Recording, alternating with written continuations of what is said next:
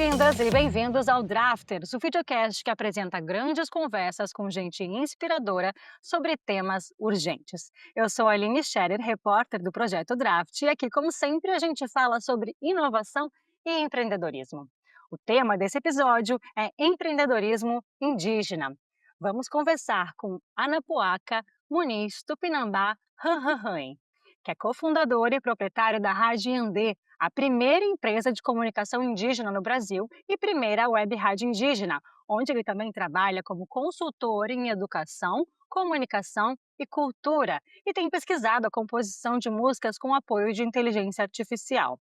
Ele atua ainda como conselheiro municipal de cultura do Rio de Janeiro e do Museu Nacional dos Povos Indígenas na capital fluminense, onde vive. E além disso, está desenvolvendo a fintech Moneybank. Bem-vindo ao Drafters, Anapuaca. Chegando bem, né, chegando com boa energia, com essa animação, fico muito feliz de poder estar aqui com vocês. A gente também contigo. A Rádio Andê toca músicas de artistas indígenas de diversos estilos, como rap, reggae, rock, metal, forró, música eletrônica, pop e MPB, cantados em mais de 190 línguas indígenas, além de também transmitir cerimônias religiosas, debates, entrevistas e palestras. O site da rádio publica notícias sobre a realidade indígena, empreendedorismo e conteúdo educativo sobre a história e a cultura indígenas. Você pode contar um pouco como é que surgiu a Iandê, o que significa esse nome e quais são as suas principais conquistas em mais de uma década de empreendedorismo com a rádio? Antes de te falar sobre isso, você esqueceu um gênero que é muito importante, sofrência indígena, até porque também indígena sofre por amor e também é corneado e corneador, então a gente não sai desse espectro, somos normais como qualquer ser humano. A Rádio Andê, ela surge pela necessidade, né, de não ter um espaço, de não ter um ambiente, um player que falasse sobre nós e pautasse sobre nós.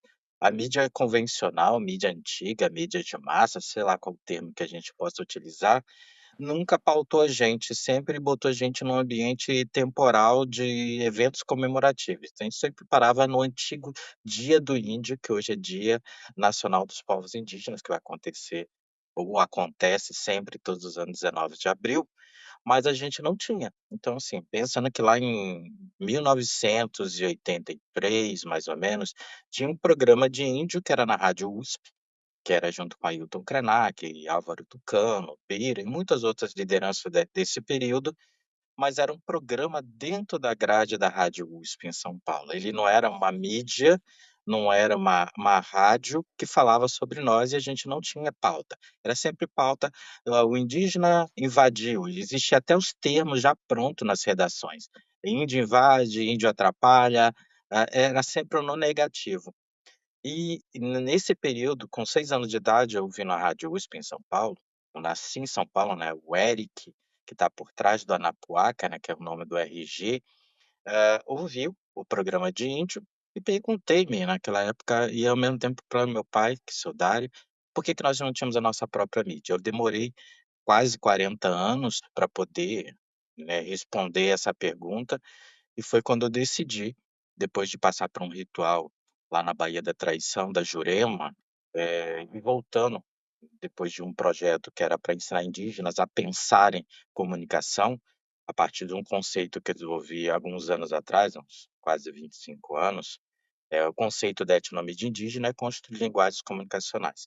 E aí a Rádio Andê nasce, né, eu venho para o Rio de Janeiro, convido mais 2 indígenas, a gente senta, eu trago a proposta e em uma semana a gente levanta a rádio web, né, com todos os nossos acervos, porque a gente já tinha músicas indígenas, a gente já tinha, entrevistas e outro ponto que a gente viu que era muito importante, era resgatar documentários feito por indigenistas e antropólogos que ninguém vai assistir, ninguém vai ver se não for do mesmo setor. O que que a gente fazia? Ripava, né, tirava o áudio dos documentários, entrevistas, músicas de filmes antigos e depois montava uma estrutura, uma cabeça, né, uma introdução, e botava como matéria, como áudio documentário, criava. E ao mesmo tempo a gente começou a achar acervos de músicas tradicionais que ninguém também tinha ouvido, porque estava dentro da estrutura das universidades, dos documentos,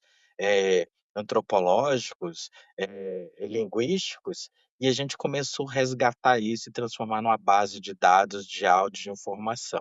Então, assim, criar a Rádio Andê foi por uma necessidade muito grande de pautar, a ideia e nós por nós, além do conceito comunicacional. Isso fez mais sentido para a gente determinar o que hoje estamos no cenário brasileiro da população indígena no digital, no analógico, nas artes, no empreendedorismo, na literatura, na televisão e por aí vai. A gente começou a pautar, de dizer: "Olha, conheçam os povos indígenas". Nós fomos, além de ser a primeira mídia, a primeira empresa, o primeiro protótipo de comunicacional, etnocomunicacional, mas também a gente determinou o cenário do que é hoje, né, até politicamente. Você fala desse, conceito etnomídia indígena, né, esse conceito que você tem disseminado, criou também. Pode explicar um pouquinho o que que significa isso na prática? Na prática é, nós ensinarmos as pessoas a construir sua linguagem comunicacional. Então, assim, você no teu povo, né, nós temos 305 povos indígenas, 274 línguas. Pronto, a gente já tem um problema naturalmente, que é construir linguagens comunicacionais diversas. Ah, mas por que que não fazer de uma, tipo, massificado como é a comunicação convencional? Não faz sentido, até porque cada povo tem sua língua, tem a sua forma social, sua cultura. O que nós fomentamos é, aprenda a construir uma mídia, uma linguagem comunicacional a partir da tua identidade cultural. Como cada cultura tem uma forma social, cada povo, ele constrói uma linguagem comunicacional e aplica dentro de uma estrutura. Pode ser áudio, vídeo, pode ser com texto, analógico, digital, não importa, mas pensando estrategicamente como construir sua própria memória e história, mas como colocar para fora do território. Como a população não indígena, como todos que estão nos assistindo agora e ouvindo, podem aprender sobre povos indígenas, mas a partir de uma diversidade ampla de informações vindo de nós por nós. Muito bem. O que que significa mesmo o termo Iandê? E aproveitando, Anapuaca, o que que significa? Você falou antes que você nasceu como Eric, né, e aí aos 9 anos foi para a Bahia, da onde vem seu pai, e aí na aldeia passou por uma cerimônia, um ritual e se batizou com Anapuaca.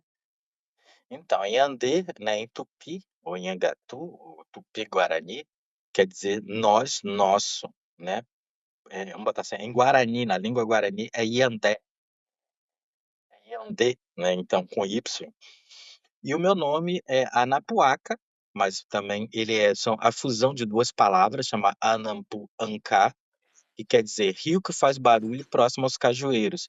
Os Anapuaca era uma etnia, era um povo, era uma nação indígena, que foi o único povo que conseguiu barrar, né, um caminho do povo Tupinambá historicamente.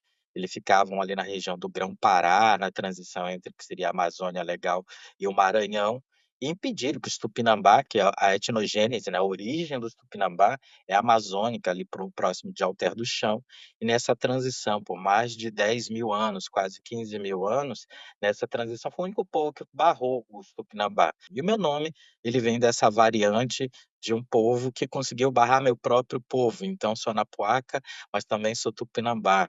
Nas máximas de algumas pessoas falando assim: "Só você pode parar você mesmo", ou simplesmente Anapuancá, rio que faz barulho próximo aos cajueiros. Barulho é a comunicação das cachoeiras, e o cajueiro é aquela planta que cresce, cresce, cresce, cresce. A comunicação tem esse viés de expandir, ramificar. Então me vejo nesse local. Bom, com certeza você está fazendo muito barulho aí ao longo desses quase 12 anos. Daqui a pouco a gente vai entrar, sobre o Money Bank, mas antes quero te perguntar como é que anda a tua pesquisa com composição, de músicas a partir da inteligência artificial, com as tuas próprias letras, como que tem sido? Então isso, assim, foi uma coisa muito doida para mim, porque, assim, o cenário da música indígena, a Yandê cria o mercado da música indígena e o cenário e expansão dele no Brasil. Só que assim, a gente passa por processo, algumas músicas são letras interessantes, outras não são tão, outros têm que fazer melhoria aqui e acolá. Então, nesses quase 12 anos, a gente vem crescendo, crescendo, crescendo, como a tecnologia, inovar também é importante. Eu nunca fui um bom músico no aspecto de cantar, né, eu sempre trabalhei com locução, mas não sou um bom cantor.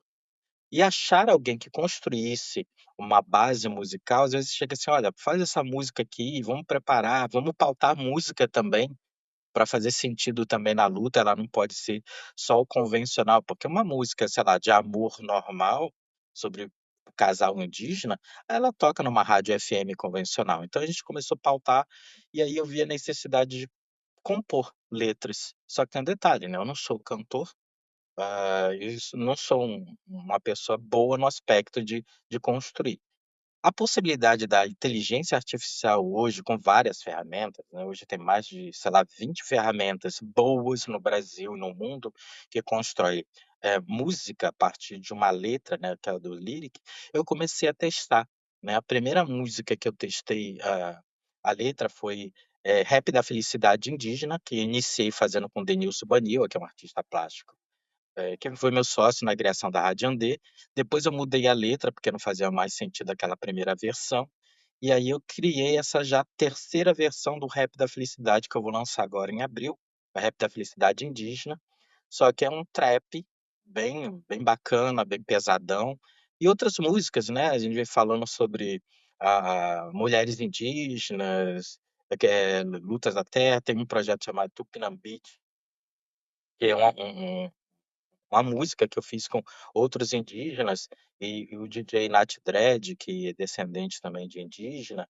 Então a gente está produzindo, então assim, letra é inteligência artificial, agora é bem mais prático, mais objetivo, mas vamos estar falando sobre essa pauta. Então, qual a possibilidade disso tudo, né? A gente está tirando um emprego do artista indígena? Não, a gente está provocando, né. Teve uma artista indígena que chegou: "Ana Paula, tua música está muito boa, mas e aí, como é que a gente fica?" Eu falei: "Agora vai ter que competir, então produzam mais e entreguem mais, e vamos trabalhar junto, que de repente até numa música feita por IA, pode ter a presença sim de um intérprete indígena, no meio dela ou simplesmente você consegue construir o instrumental, uma base, eu tenho a letra e o indígena canta ela também. Você idealizou o Maniben. Qual foi a motivação para criar essa fintech e quando que ela deve começar a operar de fato? O que que ela vai ter de diferente da maioria das startups financeiras? O Monebank ele nasce, um pouquinho antes da pandemia, né, na transição do início da pandemia. Na necessidade de entender onde é que nós estávamos nesse mundo econômico. Em 2018, nós fizemos um festival de música indígena chamado IB Festival, foi de São Paulo, no Unibis Cultural, e lá fizemos o lançamento de um livro chamado Oportunidades Invisíveis, do Paulo Rogério, que é da startup lá do Vale do Dendê, é um cara que se movimenta bastante na área de empreendedorismo. E na época, a Radiandê nasce como uma dessas oportunidades, a gente lança e começa a falar de economia durante o processo do IB Festival. Qual era o PIB indígena, quanta gente movimentava, quem era a gente nesse local, e a gente foi descobrir que a gente faz parte de um número muito grande economicamente, só que ele não é, mensurado, ele não é diagnosticado como dados financeiro para o país. E eu falei: "Por que não, né?". Então, um dia aqui em casa eu pedi uma pizza, fui pagar a pizza e na hora que eu puxei o cartão do meu banco, que não vou dizer o nome dele, que vai ser meu concorrente, e vai ser um dos meus maiores concorrentes, né, e na hora que eu fui pagar eu olhei assim e falei: "Gente, um banco indígena". Aí fui procurar na internet, só te aparecia banco de madeira, não falava, abri uma expansão para o mundo, não existia mesmo um banco, e eu falei: "Cara, eu vou criar o primeiro banco indígena no Brasil". A diferença é que os sócios serão indígenas, todo cliente indígena do banco será um dos sócios. Vamos lidar com tecnologia de ponta mesmo, pensando no blockchain, pensando num formato DAO, eh, pensando na possibilidade de investir diretamente nos negócios indígenas, na cultura, na educação, investimento direto, microcrédito, mas lidar diretamente com a população indígena. Então, assim, o que é que tem de diferente? É indígena, investir no indígena e fomentando esse local. Eu achei sensacional esse nome Mani Bank, porque faz referência à mandioca, né, que é um alimento fundamental em muitas culturas indígenas, para o brasileiro também, né, e lembra money, de dinheiro em inglês. Muito Parece um legal mesmo. trocadilho, né, parece até um trocadilho. A Mani é a deusa da prosperidade. Na nossa história, no nosso mito da mandioca, Mani era a deusa que se transformou na planta mandioca dentro da comunidade dela e ela alimenta o seu próprio povo. Né, ela se torna fruto para alimentar o povo que estava passando um perrengue alimentar, uma insegurança alimentar, e ela traz essa prosperidade à vida. Então, o nome mais ideal para a gente trazer é sempre associar tudo dentro da estrutura do banco, seja poupança, seja crédito, a história e memória, né. As criptomoedas indígenas serão baseada também na história e memória de cada povo. Então isso é bom, gerar economias locais e tratar e diagnosticar e fazer essa transição junto dentro do Money Bank. E você tem utilizado até na própria Anhembi bolsas e subsídios de organizações, internacionais para realizar os projetos que você precisa realizar, né. Você comentou, por exemplo, do IBI Festival. Tem sido muito difícil conseguir patrocínio, investimentos ao longo dessa década, e o banco seria também uma solução para isso? A Yandê, ela descobriu da pior forma possível o racismo estrutural publicitário. A gente viu que a publicidade, ela é muito racista.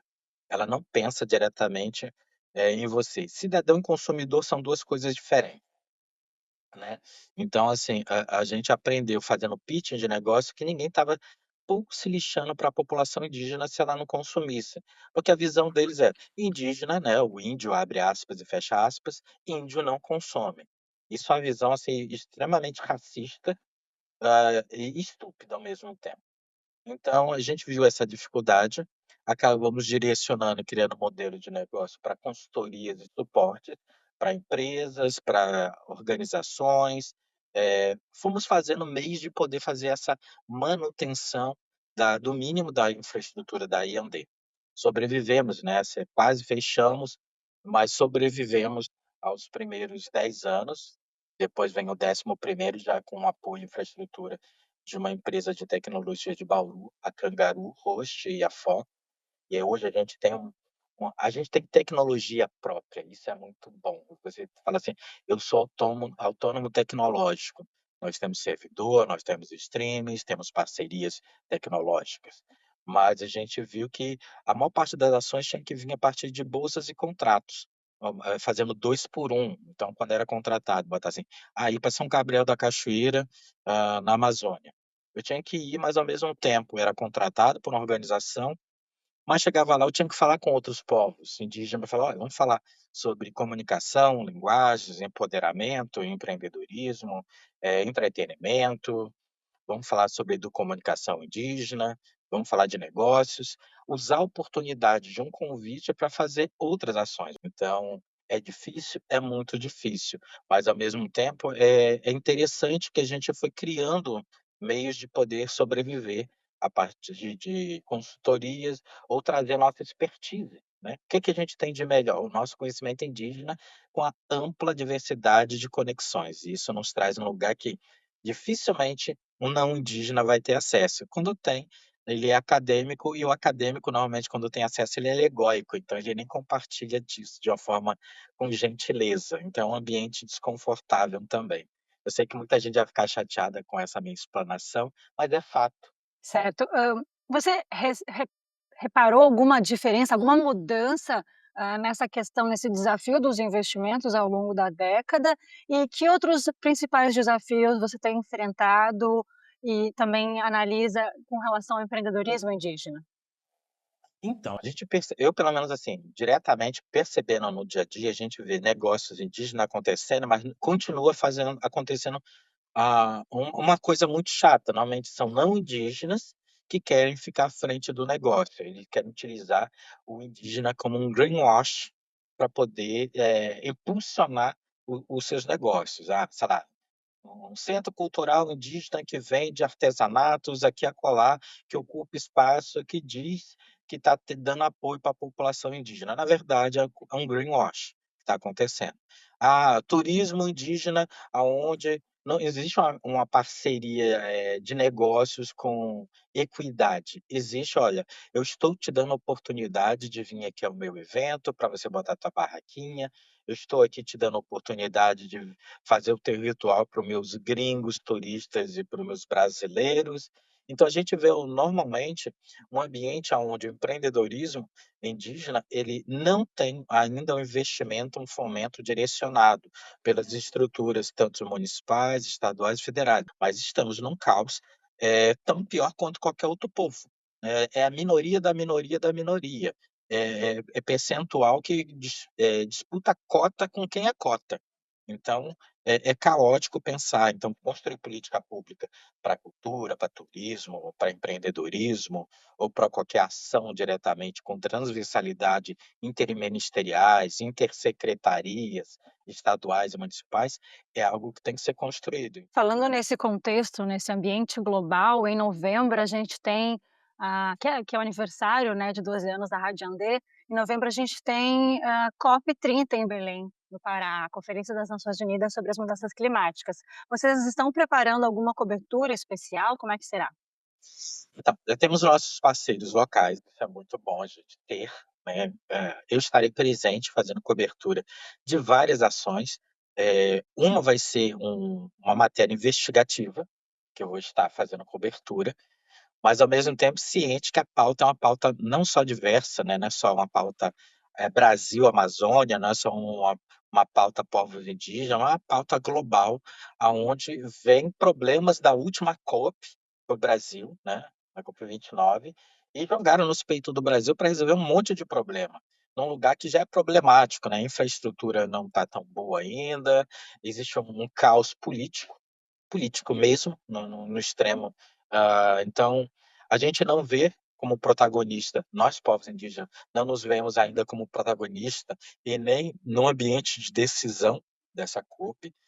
Vai ficar na mão ainda da população brasileira tentar resolver isso, mas se nós indígenas nos vemos nesse local como ainda bonecos sendo manipulados pelo sistema, aonde na Amazônia, legal, voltamos ao greenwash do greenwash mesmo, né, para esse sistema, colocando lá "Salve a Amazônia", mas temos outros biomas que merecem atenção.